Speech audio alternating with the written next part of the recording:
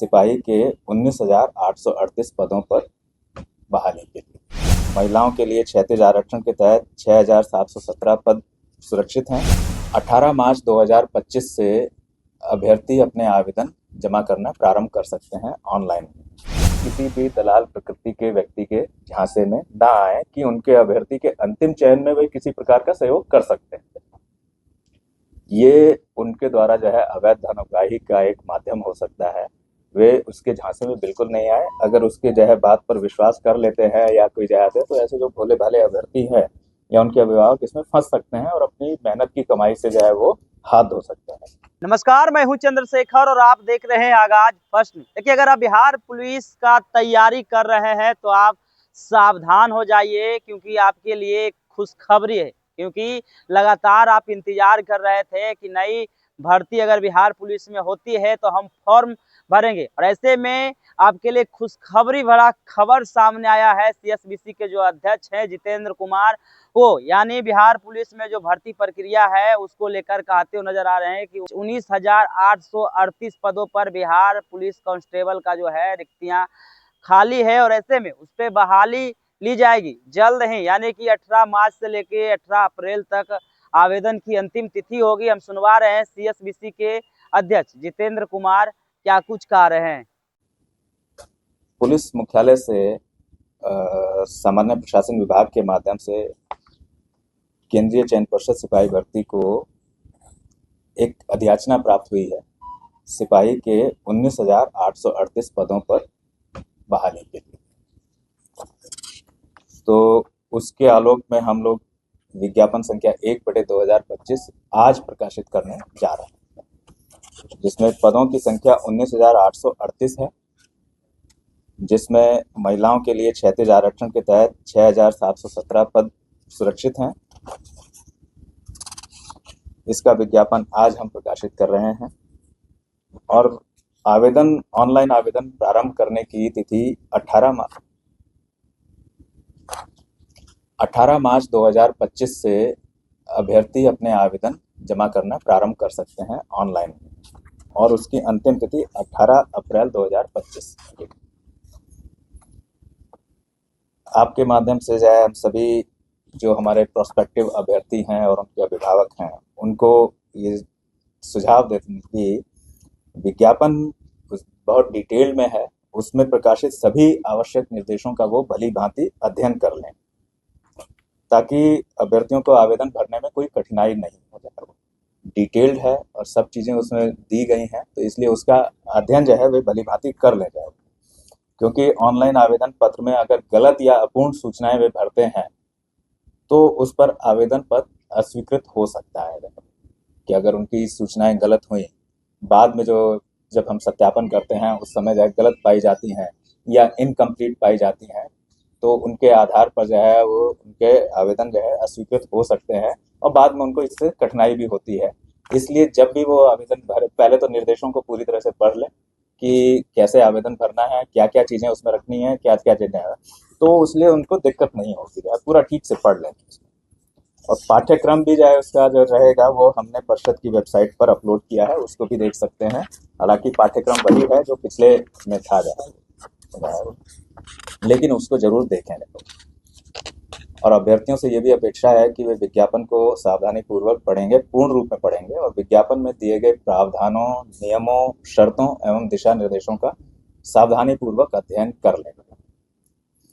विशेष रूप से जो आरक्षण के प्रावधान हैं उनसे संबंधित प्रमाण पत्र, जिसमें उनकी वैधता अवधि और निर्गम तिथि आदि, उनके बारे में भी जो है हमने डिटेल में लिखा है जो है। और विभिन्न कट ऑफ तिथियां, जो कट ऑफ तिथियां हैं कि उनकी न्यूनतम एज के लिए कौन सी डेट है, अधिकतम उम्र के लिए कौन सी डेट है, किसी प्रमाण पत्र के लिए कौन सी डेट है, और जो है तो वो सब चीज़ें जो है विस्तार से जो है तो उनको जरूर पढ़ लें और ये सुनिश्चित कर लें कि जब वो आवेदन फॉर्म भर रहे हैं उनके पास सभी तरह के आवश्यक प्रमाण पत्र उपलब्ध हैं जो है उनके पास।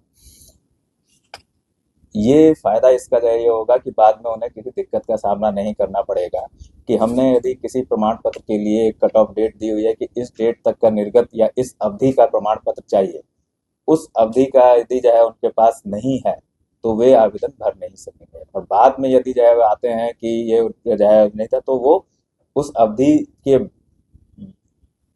बाद का या उससे पहले का या जो भी जो है या जो हमने डेट प्रिस्क्राइब की है उसके बाद का जो है वो लाते हैं, तो वो संभवतः मान्य नहीं हो पाएगा जो है वो। तो इसलिए जो है ये ध्यान रखें कि कट ऑफ तिथियां आदि और आरक्षण के प्रावधान, कौन एलिजिबल है और कौन नहीं है आरक्षण के लिए एलिजिबल, और किस तरह के प्रमाण पत्र किस तरह की अवधि के किस स्तर से निर्गत जो है ही मान्य होंगे, तो वो सब जो है वो विस्तार से अंकित है, उनको डिटेल में पढ़े जाए। वो कि चयन प्रक्रिया के विभिन्न चरणों से संबंधित तैयारियां अभी से प्रारंभ कर लें। जो सीरियस कैंडिडेट्स हैं वो अभी से प्रारंभ कर लें, उससे उनको बाद में दिक्कत नहीं होगी। उनकी तैयारी अभी से जाए करें। जैसे लिखित पेट परीक्षा में सफल हुए हैं अभ्यर्थी और उनके अभिभावक हैं, उनको एक तरह से मैं आगाह करना चाहता हूं कि वे किसी भी दलाल प्रकृति के व्यक्ति के झांसे में ना आए कि उनके अभ्यर्थी के अंतिम चयन में वे किसी प्रकार का सहयोग कर सकते हैं। ये उनके द्वारा जो है अवैध धन उगाही का एक माध्यम हो सकता है। वे उसके झांसे में बिल्कुल नहीं आए। अगर उसके जो है बात पर विश्वास कर लेते हैं या कोई जाते हैं, तो ऐसे जो भोले भाले अभ्यर्थी हैं या उनके अभिभावक इसमें फंस सकते हैं और अपनी मेहनत की कमाई से जो है वो हाथ धो सकते हैं। और साथ में जो है ये भी हो सकता है कि वे कानूनी कार्रवाई के भी भागी हो जाएगा। जैसे हम लोगों ने लिखित परीक्षा और फिर उसके बाद शारीरिक दक्षता परीक्षा कदाचार मुक्त वातावरण में संपन्न की है, उसी तरह से शेष कार्रवाई जो हमारी बच गई है अब उसे भी हम उसी प्रकार से जो है शुचितापूर्ण वातावरण में संपन्न कराएंगे। और इसका जो है न सिर्फ आश्वासन बल्कि हम गारंटी भी देते हैं। इसलिए जो अभ्यर्थी हैं और उनके अभिभावक हैं, किसी भी प्रकार के झांसे में बिल्कुल किसी के भी नहीं आए जाए। ये हमारा जो है उनको सुझाव भी होगा और उनसे अनुरोध भी होगा जो है वो। और जो सिलेक्शन फाइनली जब सेलेक्ट होंगे तो उनके सिलेक्शन का आधार प्योरली उन्होंने जो पेट में उनका प्रदर्शन रहा, जिसके आधार पर उनको जो अंक मिलेंगे वही रहेगा। यानी कि मेधा ही उसका आधार रहेगी और कोई दूसरा उसका आधार नहीं होगा। जो है ये जो है सभी ध्यान रखें। और इसी तरह से यदि कोई व्यक्ति किसी अभ्यर्थियों से इस प्रकार से संपर्क करता है, इस तरह की जैसे मैंने बात की दलाल, या फिर अथवा ये कह के कि परिषद के प्रतिनिधि के रूप में संपर्क करने का प्रयास करता है, तो ऐसे तत्वों की सूचना वो जो है स्थानीय थाना को भी दें, साइबर थाना को दें और आर्थिक अपराध इकाई वगैरह को भी दें जो है वो, जहां से उनके विरुद्ध अच्छी कार्रवाई की जाएगी। तो फाइनली मैं ये कहूँगा कि हमारी जो केंद्रीय चयन पर्षद सिपाही भर्ती है, ये कदाचार मुक्त, शुचितापूर्ण और भ्रष्टाचार मुक्त वातावरण में चयन प्रक्रिया संपन्न कराने के लिए कटिबद्ध है। ये हमारा था जो है मॉडल ओवरव्यू जो हमने आपकी परीक्षा अभी समय। ये पहले जब ये लोग कैंडिडेट एग्जाम फॉर्म भरेंगे तो कितने भरे गए हैं उसके आधार पर हम जो है निर्णय ले पाएंगे कि कब तक जो है हम करा पाएंगे और कब कराएंगे जो है वो। लेकिन हम इसमें फिर से जो है मैं ये कहूँगा कि हम उतना ही समय लेंगे जितना हमको सब तैयारियों आदि के लिए आवश्यक पड़ता है उसमें लेंगे। और लेकिन अभी इसके लिए भी हम जो है समय सीमा या उसके जो है समय सारणी निर्धारित करके बताना संभव नहीं है, क्योंकि कैंडिडेट कितने होंगे उसके आधार पर हम जो है कितने सेंटर की आवश्यकता होगी, कितने दिन की आवश्यकता होगी, वो जो है तब निर्णय ले पाएंगे। सर बड़ी संख्या में कि जब आवेदन भरने की जो स्टार्ट होगा तो हमारे जो है हेल्पलाइन उसके लिए जो है रहती है, वो उनको जो है मदद उपलब्ध कराती है। हाँ, वो रहेगी। जब उनके जो है भरने की तिथि प्रारंभ होगी तो हेल्पलाइन पर जो है उनको उपलब्ध उससे आवेदन भरने से संबंधित जो इशू आए या उनकी क्वेरीज आए उनके निराकरण के लिए वो हेल्पलाइन हमारी जो है उपलब्ध रहेगी। परीक्षा की प्रक्रियाएं वही होंगी सबको सिपाही चल रही है। परीक्षा जो है ये सिपाही के जो चयन की प्रक्रिया है उसके एक तरह से आप कह लें कि दो मेन चरण है। लिखित परीक्षा, लिखित परीक्षा में से जितनी वैकेंसी होती है उसके 5 गुना आरक्षण कोटिवार 5 गुना को हम शारीरिक दक्षता परीक्षा पैट के लिए चयन करते हैं। तो वो पैट में उनके परफॉर्मेंस के बेसिस पर फिर मेरिट लिस्ट उनकी पैट के मार्क्स के आधार पर बनती है। तो अभी भी वही रहेंगे। फिर उस समय जो है हम उनके जो है डॉक्यूमेंट वेरिफिकेशन भी करते हैं। तो एक तरह से आप उसको तीसरा चरण बोल सकते हैं, जो लिखित परीक्षा में पास होने के बाद शारीरिक दक्षता परीक्षा में पास हुए उनके हम डॉक्यूमेंट वेरिफिकेशन भी कर लेते हैं। हाँ, वो उसी दिन कर। राज्य सरकार की नीति है वही है। हम हम बदलाव करने के लिए हम वैसे भी सब नहीं जाए अभी।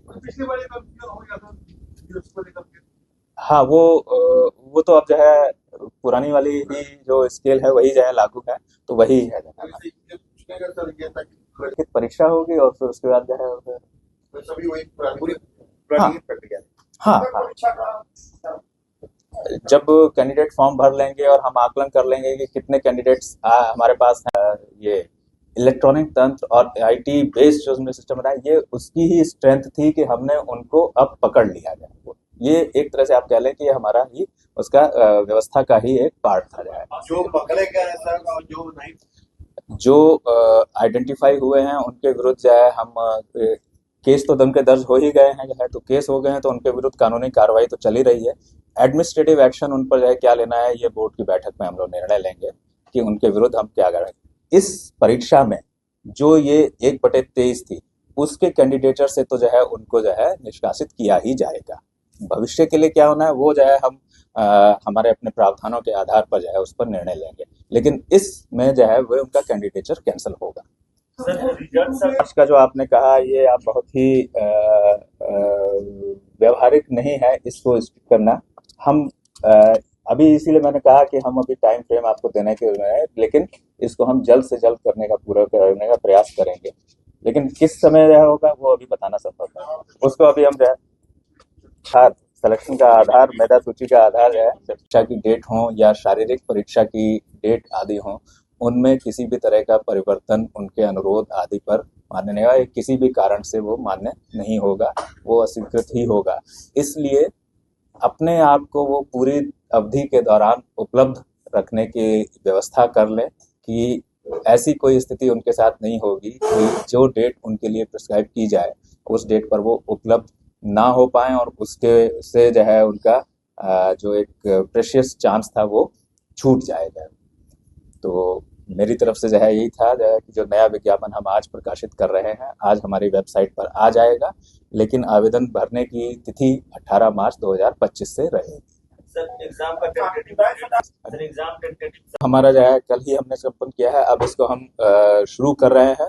थोड़ा समय लगेगा, इसमें जितना समय लगेगा उतना ही हम लेंगे जो कि नितांत आवश्यक हो जाए। वो जल्द से जल्द हम इसका प्रकाशन करने का प्रयास करेंगे, लेकिन अभी आज की डेट में जो है उसके बारे में कोई निश्चित तिथि बताना अभी संभव नहीं। तो आपने जितेंद्र कुमार को सुना, साफ तौर पे कहते हुए नजर आ रहे हैं कि बिहार पुलिस कांस्टेबल के जो तैयारी कर रहे हैं उनके लिए एक खुशखबरी है, क्योंकि बिहार पुलिस में 19,838 पदों पर वैकेंसी निकली है, जिसमें 6,018 पद जो है महिलाओं के लिए सुरक्षित है। फॉर्म भरने के लिए क्या कुछ आवेदन है, क्या कुछ प्रक्रिया है, वो तमाम वीडियो में आपने सुना किस तरीके से CSVC के जो अध्यक्ष है जितेंद्र कुमार बताते हुए नजर आ रहे थे। इस वीडियो के माध्यम से अपनी प्रतिक्रिया कमेंट में जरूर दें और ऐसे ही खबरों से रूबरू होने के लिए देखते रहिए आगाज फर्स्ट न्यूज।